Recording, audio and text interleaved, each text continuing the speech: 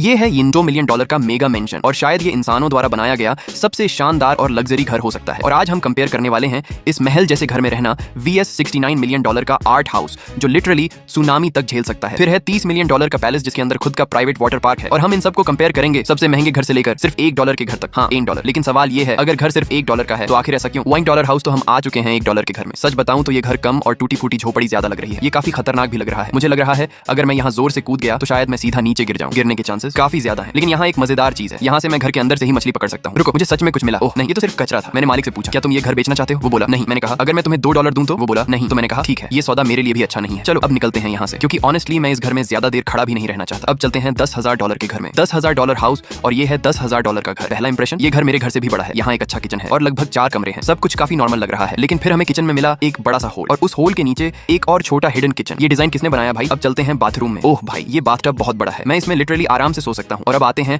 घर की सबसे अच्छी सीट पर। ओह, ये तो मसाज चेयर्स हैं। रुको, इन चेयर्स के पास दो रिमोट हैं। 2 रिमोट, इतनी लग्जरी। और ये सभी नहीं है, इस घर में एक मूवी थिएटर भी है और उसके ऊपर एक आर्केड गेमिंग रूम। सच बोलूं, अगर मेरे पास ऐसा घर होता तो मेरे पास बहुत सारे दोस्त होते। और आखिर में यहाँ एक पूल भी है जिसके साथ एक बिल्कुल अननेसेसरी वाटरफॉल भी है। लेकिन ओवरऑल $10,000 के हिसाब से ये घर काफी मजेदार है। लेकिन हम सब यहाँ आए हैं देखने असली अमीरों के घर, इसलिए अगला घर है $15 मिलियन का मेंशन। और भाई, ये घर तो बाहर से ही GTA वाले मेंशन जैसा लग रहा है।